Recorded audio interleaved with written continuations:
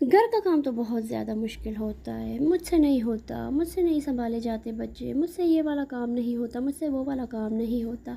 अरे बस करें, बहाने बनाना बंद करें। अस्सलामु अलैकुम friends, welcome back to homemaker Tahmina. आज का टॉपिक है कि घर के काम को हम नीट एंड क्लीन कैसे करें और हम अपने काम को किस तरह लेकर चले, अपने आप पे भी तवज्जो दें और अपने काम पे भी और अपने बच्चों पे भी और अपने हस्बैंड पे भी।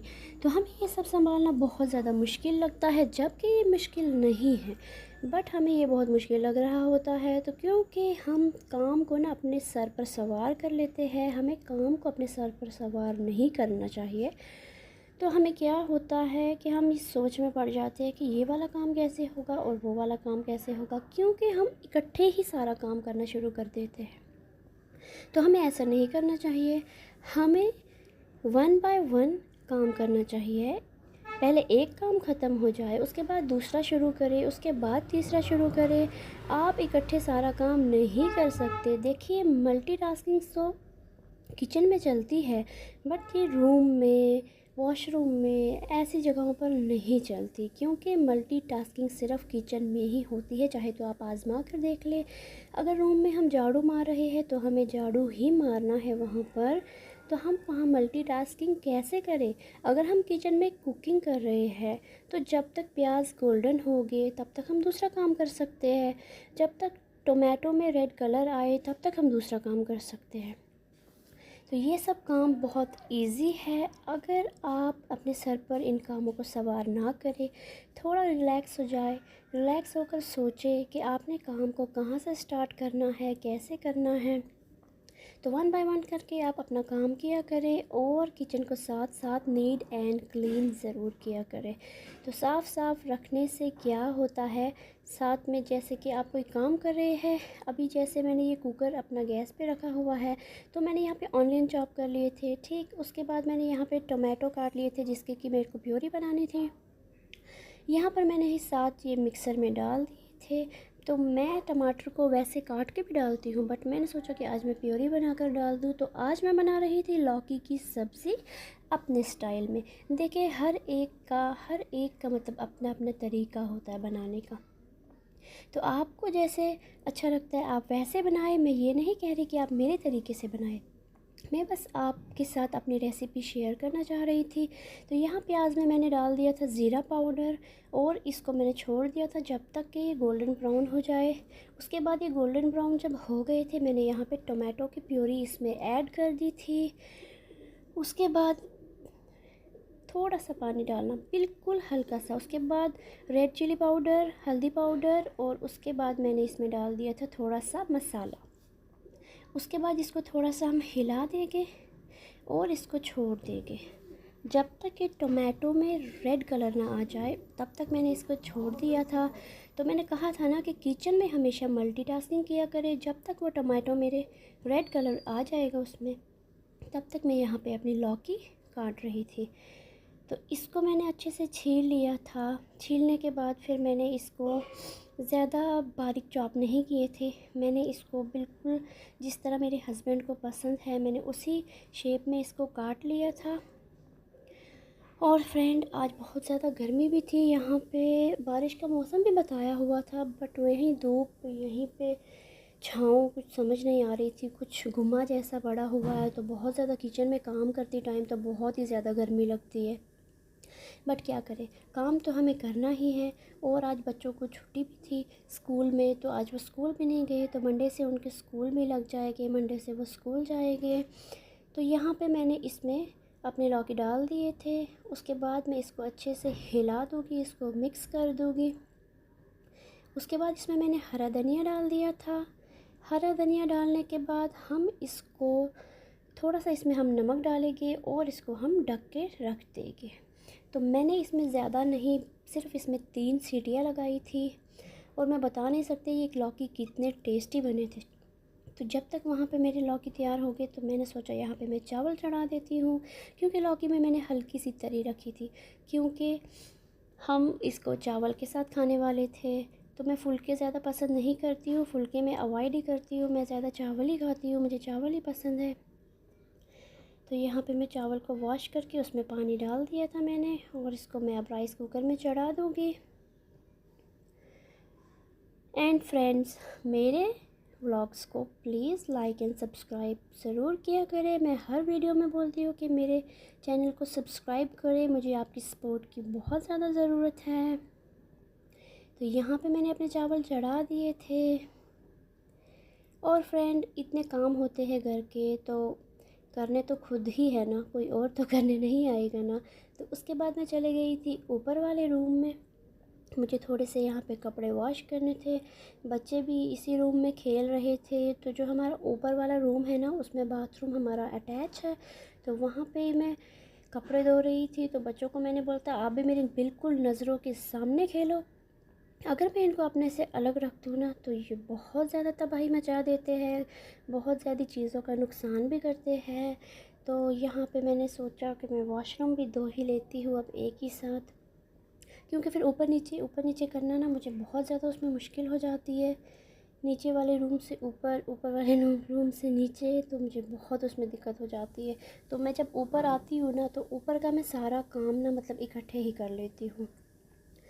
तो फिर इसके बाद यहाँ पे कल के कपड़े थे जो कि कल ही ड्राई हो गए थे, बट मैंने इस टोकरी में, इस बास्केट में मैं रख देती हूँ, क्योंकि इसमें डस्ट नहीं पड़ती है। ऐसे अगर कपड़ों को छोड़ दो तो बरसात है, कहीं कीड़ा कहीं कुछ चला जाता है। तो यहाँ पे मैंने सोचा कपड़े भी तह कर देती हूँ। तो मैं इसी तरीके से तह करती हूँ, तो आप अवॉइड कीजिएगा।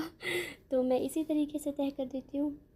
उसके बाद मैं इसको अलमारियों में डाल देती हूँ। उसके बाद फिर जब हमें ये यूज़ करने होते हैं, जब लगाने होते हैं, तभी मैं इनको आयरन करती हूँ, ऐसे नहीं। अगर मैं ऐसे सारे कपड़ों को आयरन करने बैठ गई तो मेरी तो कमर का बैंड ही बच जाएगी ना। तो यहाँ पे बच्चों की अलमारी आप देख सकते हैं कितनी खूबसूरत बना के रखी थी इन्होंने। यहाँ पे आ गई थी जी मैं किचन में, जो कि मैं बता चुकी हूँ कि बहुत ज़्यादा गर्मी थी आज। अपने लिए मैंने रूह अफ़ज़ा बनाया यहाँ पे।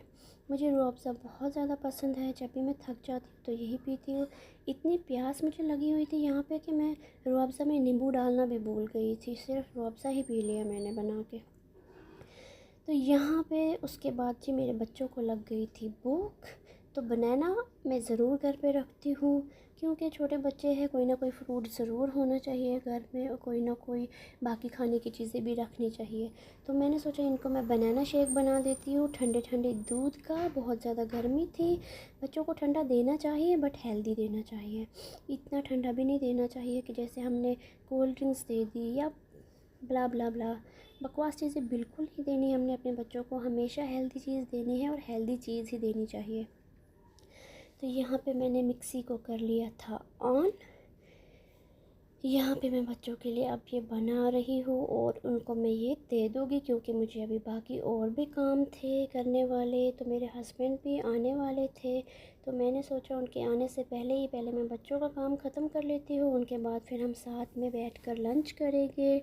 हम इकट्ठे ही लंच करते हैं, चाहे बच्चे हो चाहे बड़े हों, एक ही दस्तरखान पे सारे बैठते हैं, और लंच कब हम इकट्ठे ही करते हैं, क्योंकि हम कभी अलग अलग नहीं बैठते। अलग अलग एक यहाँ खा रहा है बैठ के, एक वहाँ खा रहा है बैठ के, तो ऐसा हम नहीं करते हैं। इस चीज़ को अवॉइड करना चाहिए। हमें सुन्नत के मुताबिक खाना चाहिए, हमेशा दस्तरखान लगा के पूरी फैमिली को इकट्ठे बैठकर ही खाना चाहिए। यहाँ पे जी मेरे लौकी हो गए थे तैयार, तो आप देख सकते हैं इसमें कितना प्यारा कलर आया है, और ये इतने टेस्टी बने थे। आज तो मैं खुद पर हैरान हो गई थी कि मैंने इतने टेस्टी लौकी कैसे बना लिए। मुझे लौकी पसंद नहीं थे, बट जब से मेरे हस्बैंड मुझे बोलने लगे ना कि मुझे लौकी पसंद है, आप भी खाया करो, बहुत टेस्टी होती है, अच्छी बनती है, तो जब से मैंने खाना शुरू किया तो मुझे खुद ब खुद टेस्ट आ गया।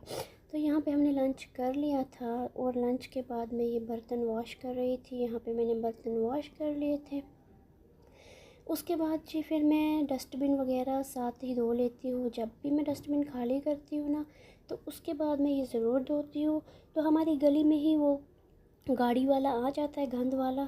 जब भी मैं डस्टबिन खाली करूँ तो साथ साथ धो लेती हूँ, इसको बिल्कुल क्लीन कर लेती हूँ, क्योंकि बरसात में बहुत ज़्यादा फिर स्मेल आने लगती है, कुछ कीड़े वगैरह भी इस पे लग जाते हैं वो वाइट कलर के। तो मैं साथ साथ इन चीज़ों को वॉश कर देती हूँ ताकि मेरा किचन नीट एंड क्लीन रहे। और साथ साथ ही हमें किचन साफ़ कर लेना चाहिए। बार बार मैं यही बात बताऊंगी कि हमें अपना किचन बिल्कुल साफ़ रखना चाहिए, क्योंकि यहाँ पे हम खाने का सामान रखते हैं, खाने की चीज़ें बनाते हैं। अपना किचन हमेशा साफ़ रखा करें। तो यहाँ पे मैंने ये छोटा डस्टबिन रखा हुआ है, जैसे कि सिंक का कोई गंद होता है तो मैं इसी में डाल देती हूँ, बहुत इजी हो जाता है बड़े डस्टबिन में बार बार झुकना। तो ये काउंटर टॉप पे भी रहता है और इसमें छोटा मोटा गंद मैं सारा डाल देती हूँ। तो इसके धोने के बाद बारी आ गई थी जी बड़े डस्टबिन की। फिर मैंने यहाँ पे बड़ा डस्टबिन भी धो लिया था। इसमें भी हम कुछ खास गंद नहीं डालते, जैसे रूम का ही हो गया, बच्चे कभी चिप्स खा लेते हैं या कोई छोटा मोटा बनानास के छिलके वगैरह, ये वो मैं इसमें डाल देती हूँ।